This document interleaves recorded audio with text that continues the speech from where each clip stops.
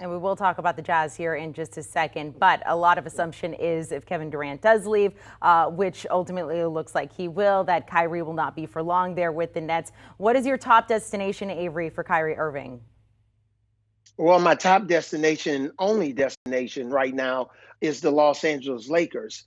This is a situation where, you got a guy in Kyrie Irving that says, hey, Kevin Durant and I, and James Harden at the time, we really don't need a coach, but he needs LeBron James, and his career hasn't been the same since he left LeBron James.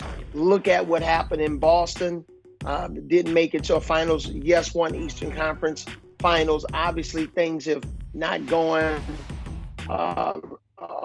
Things have gone awry with the Brooklyn Nets. Hasn't been able to get on the court, especially because he refused to get the vaccination early in the season. That put Brooklyn in a bind. So I think the only landing spot right now, especially if Brooklyn is willing to take back Russell Westbrook, is the Brooklyn Nets. So the Los Angeles Lakers reuniting Kyrie Irving with LeBron James. And it's only going to work if the Lakers are able to retain Anthony Davis, because if they can't retain Anthony Davis to go along with Kyrie Irving and LeBron James, then this really doesn't jumpstart the Lakers in any way. All right, Bill, we've talked about it, how there's not necessarily a huge market out there right now for Russell Westbrook. And Avery said this is his only destination for Kyrie. When it came to getting KD to the Suns, you brought in a third team here. Did the Lakers have enough in order to make this work for Kyrie to get there?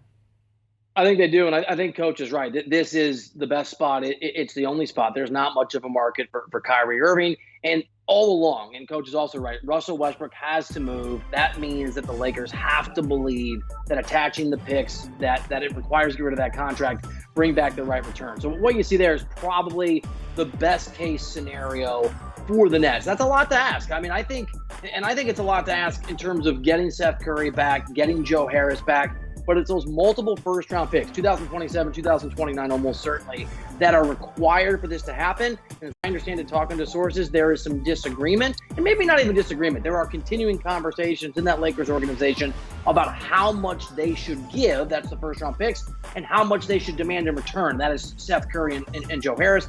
I think a deal will get done, and I think the deal you're looking at is the deal if the Lakers drive a really hard bargain, but as part of that, required they basically, in effect, give away a huge chunk of their future, because those picks, while not valuable now, will be down the road. And when this experiment, whether it works or doesn't work with Kyrie, AD, and LeBron, if we get there, when it's over, it's going to be a very difficult rebuild if this trade goes through.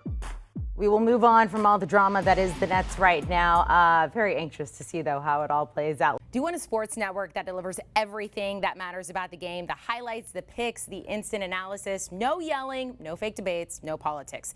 Hit the subscribe button and never miss a moment.